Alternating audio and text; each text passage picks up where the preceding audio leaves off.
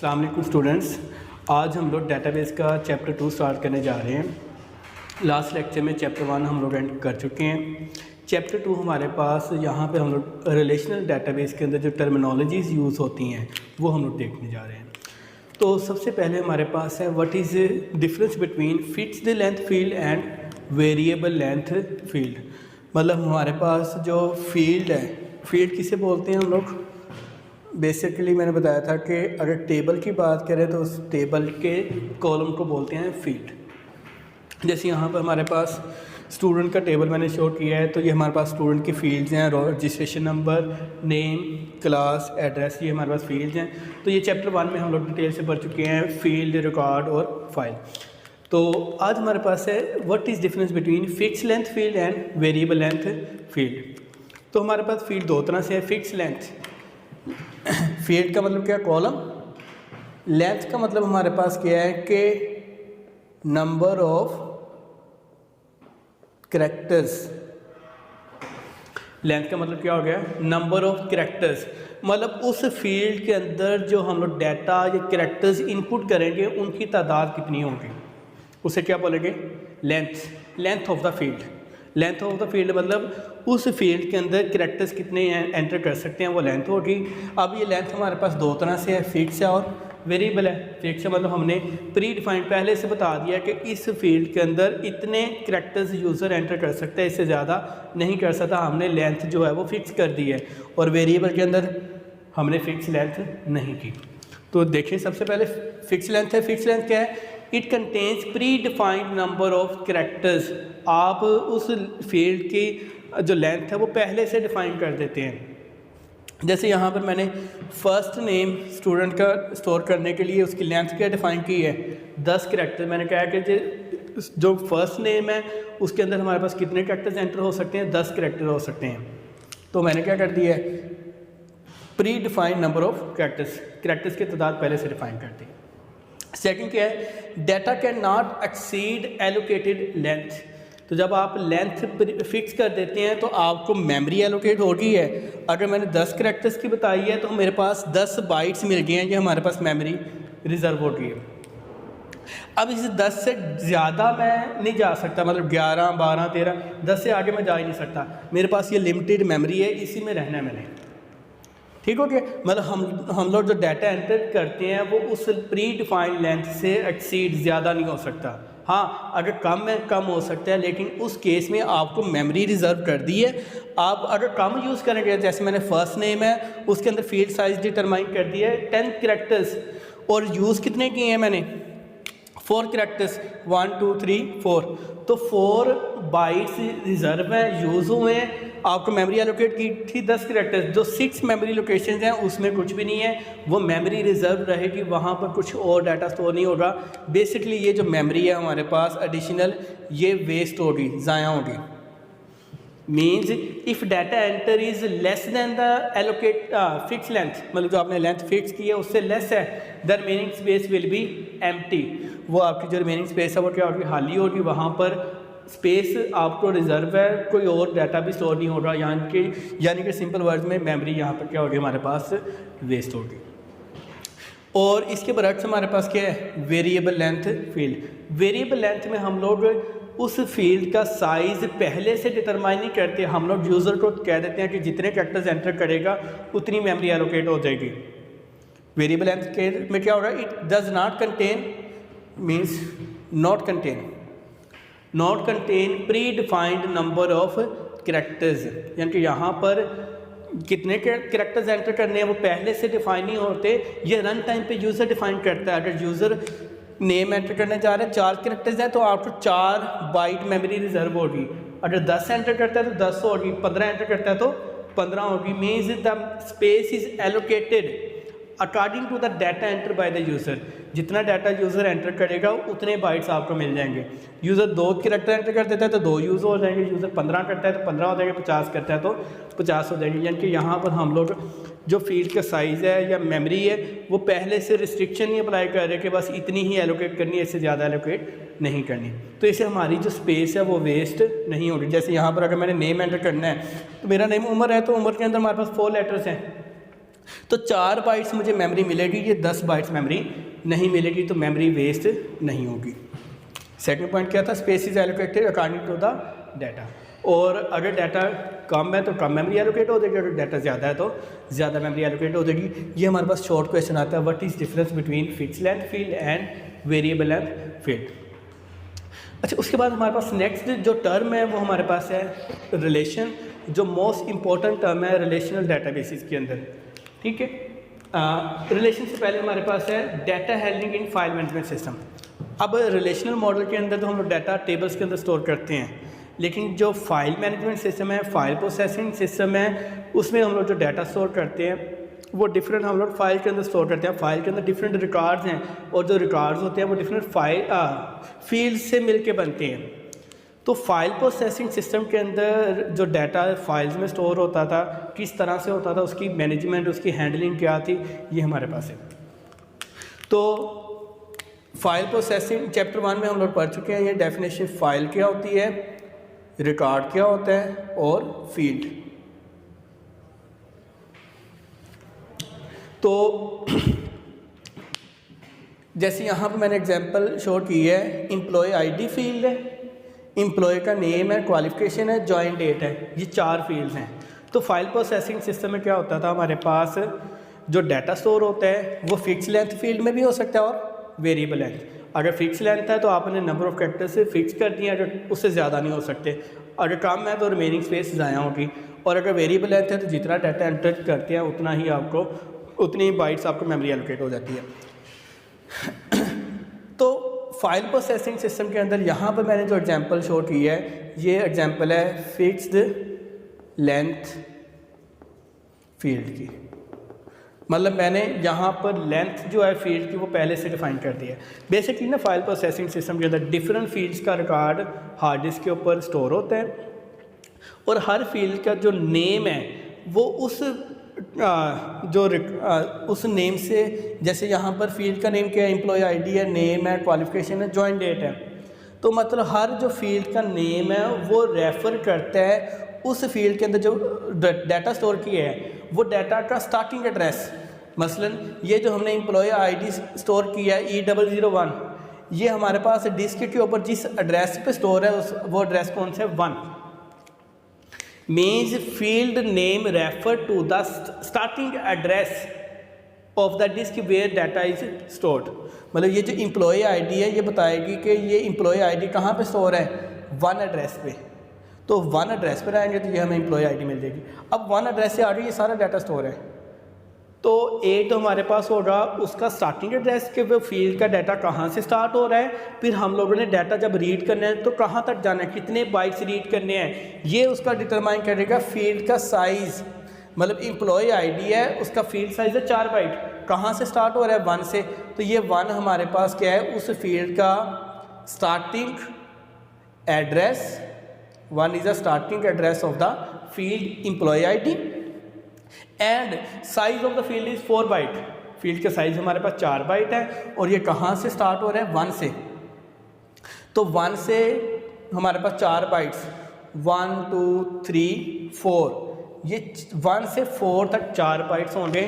पहले बाइट में e store होगा, दूसरे बाइट में 0 स्टोर होगा, तीसरे में 0 होगा, चौथे में 1। सेम इसी तरह से 4 बाइट्स में ये डाटा स्टोर है एम्प्लॉय आईडी E001। तो एम्प्लॉय आईडी 1 से स्टार्ट हो रहा है, 4 तक जा रहा है, तो इसकी लिमिट है हमारे पास 1 से 4 तक। अब हमारे पास नेक्स्ट जो फील्ड है वो हमारे पास है नेम की फील्ड। नेम की फील्ड कहाँ से स्टार्ट हो रही है, 4 तक तो एम्प्लॉय आईडी है, 5 से स्टार्ट हो रही है, इसका साइज़ है 20 बाइट, तो 5 से 24 तक ये नेम की हमारे पास नेम के करैक्टर्स होंगे। उसके लिए हमने मेमोरी एलोकेट कर दिया इस तरह से, और 24 तक ये हमारे पास नेम है, और क्वालिफिकेशन कहाँ से स्टार्ट हो रही है, 25 से। लेंथ कितनी है, 10 बाइट, तो 25 से 34 तक 10 बाइट होंगे, और 35 से स्टार्ट हो जाएगा जॉइन डेट। जॉइन डेट की लेंथ कितनी है, 10 करैक्टर्स, और 35 से कहाँ तक होगा, 44 तक। इससे अगली जो फील्ड होगी वो 45 से स्टार्ट होगी। ठीक हो गया। मीन्स अगर मैं यहाँ पर लिख दूँ एम्प्लॉय आईडी,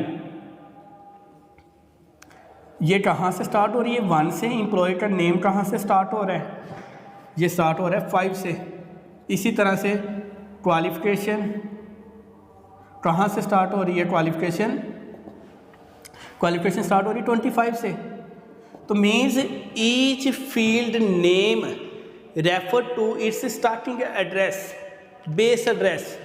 ये फील्ड नेम रेफर करता है कि ये इस फील्ड का डाटा किस एड्रेस से स्टार्ट हो रहा है, और उसका फील्ड साइज बताएगा कि वहाँ से लेके आगे आपने कितने बाइट्स आपकी मतलब आपको एलोकेटेड कितने बाइट्स है, कितनी मेमोरी आपको एलोकेट है इस फील्ड के लिए, ये फील्ड का साइज़ बताएगा। तो यहाँ पर फिक्स बाइट 10 बाइट आपको मिले हुए हैं, 10 में से 3 यूज़ किए हैं तो 7 आपके लिए फ्री हैं, वो आपके लिए रिज़र्व हैं। इसी तरह से जॉइंट डेट है तो इसके लिए 10 बाइट है, तो डेट का हमें पता फॉर्मेट के 10 ही कैरेक्टर्स होते हैं डेट के अंदर। तो ये हमारे पास डे है, मंथ है और ईयर है। तो फाइल प्रोसेसिंग सिस्टम के अंदर हमारे पास जो डिफरेंट फील्ड्स हैं वो कैसे स्टोर होती हैं, हर फील्ड नेम रेफर करता है उसका स्टार्टिंग एड्रेस, डिस्क के ऊपर कितना है, फील्ड का साइज डिटरमाइन करता है कि वो कितने बाइट्स उस फील्ड के लिए आपको एलोकेटेड होंगे हार्ड डिस्क के ऊपर। और जो डिफरेंट फील्ड्स हैं इनको कंटीजियस मेमोरी एलोकेट होती है, मतलब ये डिफरेंट फील्ड्स मिल के रिकॉर्ड बनाते हैं।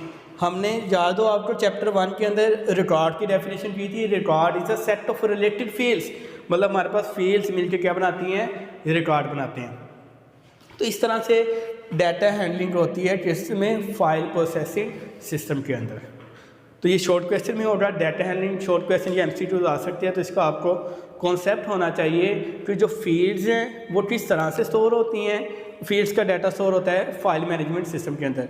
लेकिन थ्रू आउट द डाटाबेस हम लोग जो कोर्स पर कर रहे हैं 7 चैप्टर्स, इसमें हम लोग जो नेक्स्ट यूज़ करेंगे वो रिलेशनल मॉडल होगा, डेटाबेस सिस्टम होगा, फाइल सिस्टम की बात अब हम नहीं करेंगे।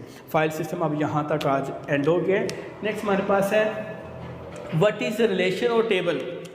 रिलेशन या टेबल क्या होता है? तो रिलेशनल मॉडल के अंदर डॉक्टर E.F. कोड उसने जो इंट्रोड्यूस करवाया था वो कहता था कि जितना भी डाटा स्टोर करना है वो रिलेशंस के अंदर स्टोर करना है। रिलेशन टर्म यूज़ करते थे टेबल के लिए, ठीक है। तो relation is use to store information about entity. किसी भी सिस्टम के अंदर जितनी भी एंटिटीज़ हैं हर एंटिटी की इंफॉर्मेशन एक टेबल के अंदर स्टोर होगी। कोई भी सिस्टम है, कॉलेज का सिस्टम है, कोई बैंक का सिस्टम है, तो उसके अंदर जितनी भी एंटिटीज़ हैं सब एंटिटी का डाटा एक एक टेबल के अंदर होगा। हर एंटिटी के लिए एक टेबल क्रिएट करेंगे।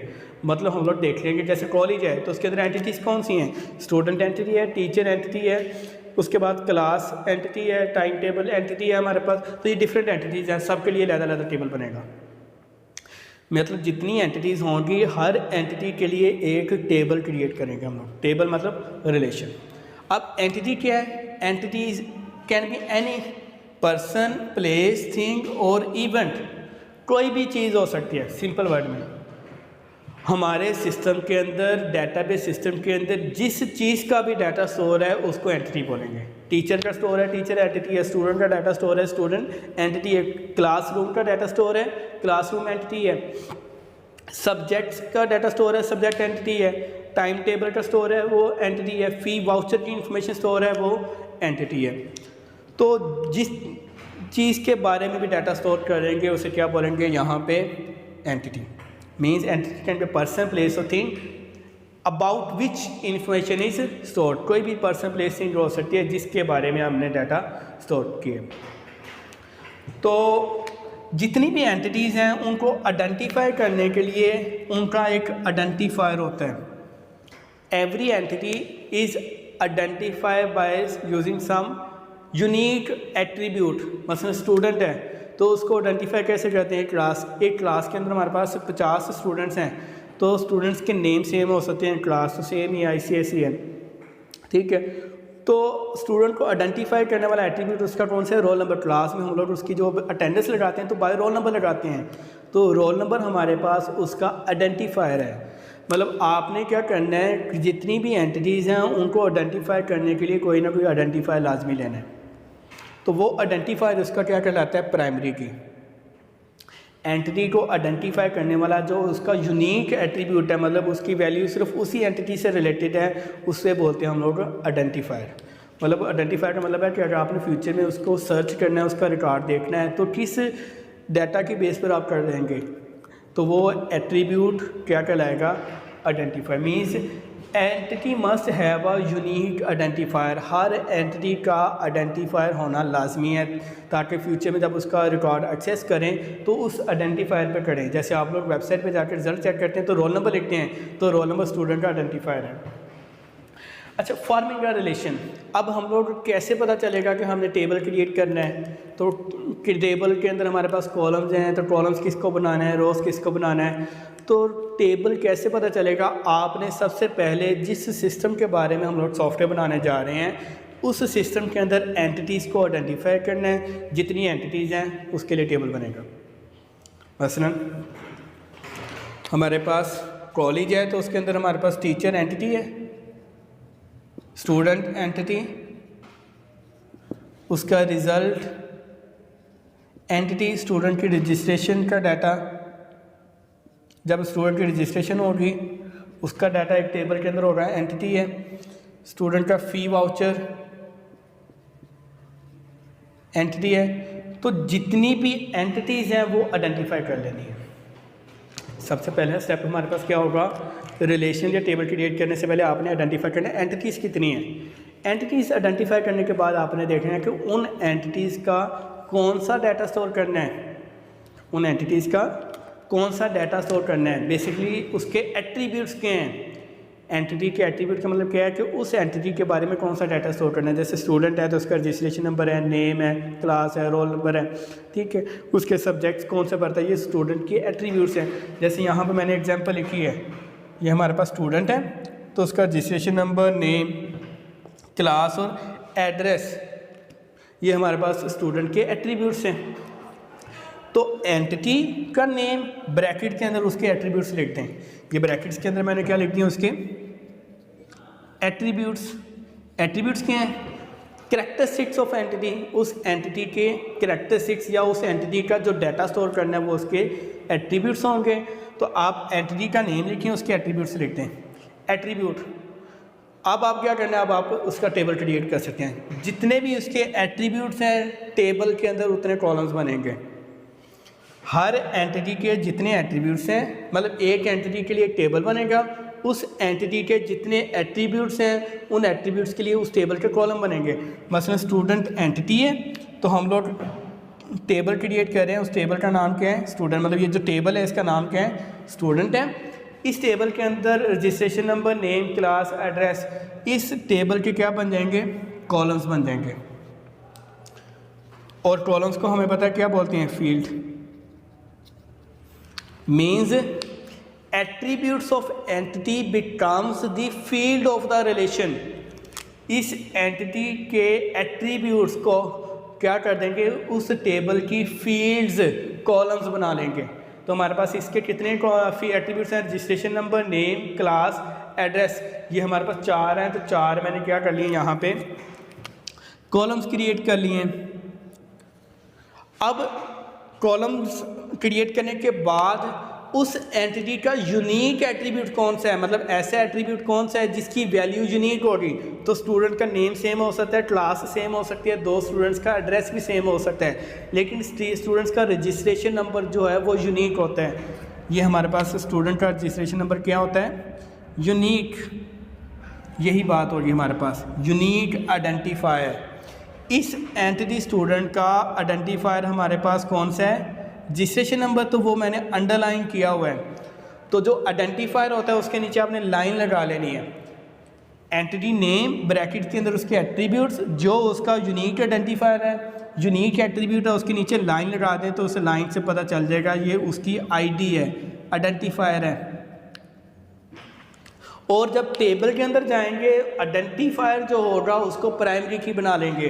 आइडेंटिफायर को क्या बना लेंगे हम लोग, प्राइमरी की। रजिस्ट्रेशन नंबर हमारे पास आइडेंटिफायर था स्टूडेंट का, तो टेबल के अंदर जाके स्टूडेंट टेबल के अंदर रजिस्ट्रेशन नंबर क्या बन गया है, प्राइमरी की। Means identifier of entity becomes the primary की ऑफ द रिलेशन।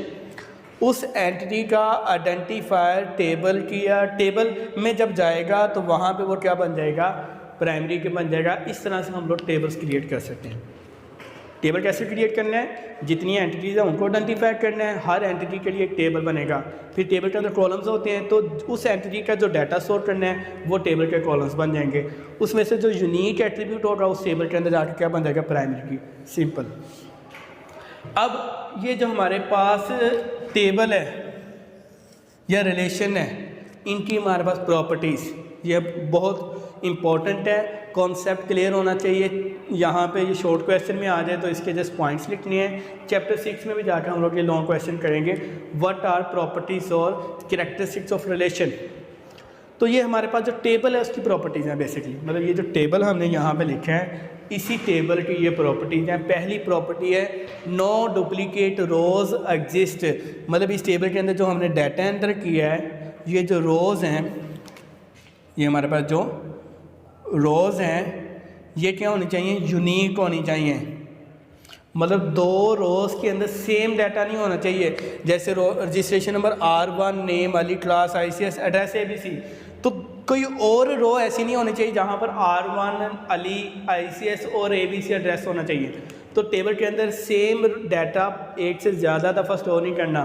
डेटाबेस के एडवांटेजेस में भी हमने लास्ट लेक्चर में पढ़ा था रिडंडेंसी कंट्रोल, कि यहाँ पर एक ही दफ़ा डाटा स्टोर किया जाता है, बार बार स्टोर नहीं किया जाता। तो यही हमारे पास है नो डुप्लीकेट रोज़ एग्जिस्ट। तो बाज़ का हमारा डाटा होता भी ऐसा है, जैसे स्टूडेंट है, दो स्टूडेंट्स का नेम अली है, तो नेम दो दफ़ा अली आ जाएगा ना, क्लास तो ICS आ रही है, रेपिटेशन तो हो रही है, लेकिन आपने ऐसा एट्रीब्यूट लाजमी रखना है जो चेंज हो। ये रजिस्ट्रेशन नंबर यूनिक है, प्राइमरी की वाला एट्रीब्यूट उसकी वैल्यू चेंज होनी चाहिए, बाकी अगर सारा का सारा डाटा सेम भी है तो उसका जो यूनिक एट्रीब्यूट है वो चेंज होना चाहिए। मतलब टेबल के अंदर दो रोज़ का डाटा सेम नहीं होना चाहिए, कोई ना कोई वैल्यू रो के अंदर चेंज लाजमी होनी चाहिए। पहली प्रॉपर्टी हमारे पास क्या थी, नो डुप्लीकेट रोज़ एग्जिस्ट। ये कैसे हम लोग इंश्योर करते हैं, टेबल के अंदर प्राइमरी की लगा देते हैं तो प्राइमरी की वैल्यू रिपीट नहीं हो सकती। मतलब रजिस्ट्रेशन नंबर प्राइमरी की है तो रजिस्ट्रेशन नंबर R1 ये दोबारा आप एंटर नहीं कर सकते। अब अगर आप एंटर करेंगे DBMS आपको एंटर नहीं करने देगा।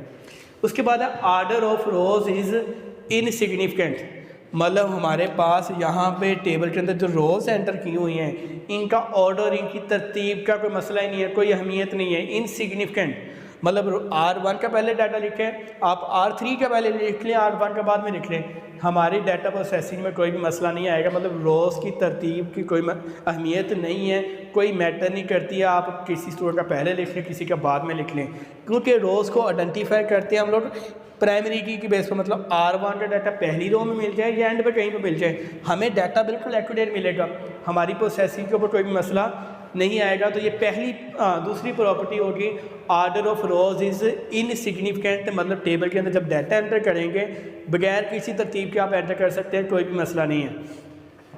उसके बाद नेक्स्ट है हमारे पास ये order of column is insignificant, columns की तरतीब का भी कोई मसला नहीं है। जैसे यहाँ पर मैंने रजिस्ट्रेशन नंबर पहले लिखे हैं, ये प्राइमरी की है, रजिस्ट्रेशन नंबर एंड पे ले जाएं, एड्रेस पहले ले आए, नेम आप एंड पे ले जाएं, क्लास पहले ले आए, तो कॉलम्स की तरतीब आगे पीछे करने से कोई मसला नहीं होता, क्योंकि कॉलम के अंदर जो हमारे पास डाटा है वो हमें नेम वाला कॉलम चाहिए, नेम किसी स्टूडेंट का देखना है वो पहले कॉलम में मिल जाए या एंड वाले कॉलम में मिल जाए, डाटा प्रोसेसिंग के ऊपर कोई भी मसला नहीं आएगा। मीन्स कॉलम की तरतीब का भी कोई मसला नहीं है, उसकी भी कोई अहमियत नहीं है, आप जिस मर्जी तरतीब से कॉलम के नेम लिख सकते हैं, लेकिन लिखने सारे हैं। और कॉलम के नेम भी यूनिक होने चाहिए, दो कॉलम्स के नाम भी सेम, जैसे दो रोज़ का नाम सेम नहीं हो सकता तो दो कॉलम्स का नाम भी सेम, मतलब नेम वाला कॉलम है, ये नेम वाला कॉलम दोबारा नहीं आएगा। ऑर्डर मैटर नहीं करता, हाँ यूनिक होने चाहिए, कॉलम नेम क्या होना चाहिए, यूनिक होने चाहिए। उसके बाद है कॉलम्स और एट्रीब्यूट्स आर ऑल एटॉमिक। हमारे पास जो कॉलम्स हैं उन कॉलम के अंदर हमारे पास ये जो वैल्यू एंटर की है ये हमारे पास क्या होनी चाहिए, एटॉमिक होनी चाहिए। एटॉमिक वैल्यू क्या बोलते हैं, single value. A value that can not be divided further is called atomic value. Atomic value क्या होती है, that can not be divided further,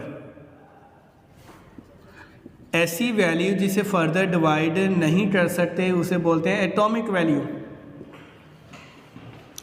या सिंगल वैल्यू। सिंपल वर्ड में अब ये नेम वाला कॉलम है, इस नेम वाले कॉलम के अंदर ये जो हमने पहली रो के अंदर नेम लिखा है, कितने स्टूडेंट्स का नेम है, एक ही स्टूडेंट का नेम है। ये नहीं हमने लिखा कि अली के साथ रज़ा लिख दिया, दो स्टूडेंट्स का नाम लिख दिया, रज़ा के साथ हमने एहसन लिख दिया। तो एक रो के अंदर एक कॉलम की सिंगल वैल्यू होगी, एक से ज़्यादा वैल्यूज नहीं हो सकती, और वो जो सिंगल वैल्यू है उसे एटॉमिक वैल्यू बोलेंगे। Means each column in a specific row, मतलब एड्रेस वाला कॉलम है पहली रो के अंदर, इस एड्रेस वाले कॉलम के अंदर पहली रो के अंदर क्या वैल्यू है, ABC। Means each column in a specific row represents a single value contain information about single entity. एक से ज़्यादा एंटिटीज़ का डाटा सिंगल रो के अंदर नहीं होगा, मल्टीपल रोज के अंदर होगा। तो यहाँ पर हमारे पास लास्ट क्या है कि कॉलम के अंदर जो वैल्यू होगी एक स्पेसिफिक रो के अंदर, मतलब हमने ये बात कर रहे हैं कि इस क्लास कॉलम की सेकंड रो में, जिसे आप सेल बोलते हैं, हर सेल के अंदर यूनिक वैल्यू होगी। बेसिकली सेल टर्म यहाँ पे यूज़ नहीं करते, हम लोगों ने फर्स्ट ईयर में MS वर्ड में इसे सेल बोला था, intersection of rows and columns is called cell. तो है बेसिकली वही टेबल है। तो उस टेबल के सेल के अंदर हमारे पास एक से ज़्यादा वैल्यूज एंटर नहीं होने चाहिए। मसलन रजिस्ट्रेशन नंबर है, पहली रो के अंदर एक ही स्टूडेंट का रजिस्ट्रेशन नंबर होना चाहिए, एक से ज़्यादा का नहीं होना चाहिए। मिसाल के तौर पर अगर हम लोग देखें, अगर मैं एक नया कॉलम ले लेता हूँ सब्जेक्ट, तो हमारे पास स्टूडेंट जो अली है वो मल्टीपल सब्जेक्ट्स पढ़ता है, इंग्लिश पढ़ता है, मैथ्स, कंप्यूटर साइंस। तो एक रो के अंदर एक से ज़्यादा वैल्यूज आ गई है ना, ऐसा नहीं होना चाहिए। Means columns are atomic, elemental. Atomic means each column in a specific row और कंटेन्स ओनली वन वैल्यू, एक ही वैल्यू होगी, एक से ज़्यादा वैल्यूज नहीं होगी। ये शॉर्ट क्वेश्चन में है तो जैसे इनके 4 पॉइंट्स के नेम लिखने हैं। लॉन्ग क्वेश्चन भी आ जाता है टेबल का रिलेशन की डेफिनेशन और उसकी प्रॉपर्टी या कैरेक्टरिस्टिक। लॉन्ग आएगा तो आप इन्हें डिफाइन भी आगे करेंगे कि डुप्लीकेट रो सजेस्ट करने का क्या मतलब है। ये सारा का सारा आपको बुक में मिल जाएगा। नेक्स्ट लेक्चर में हम लोग इसको फर्दर कंटिन्यू करेंगे और कीज़ वाला जो क्वेश्चन है वो हम लोग करेंगे। तब तक के लिए अल्लाह हाफिज़।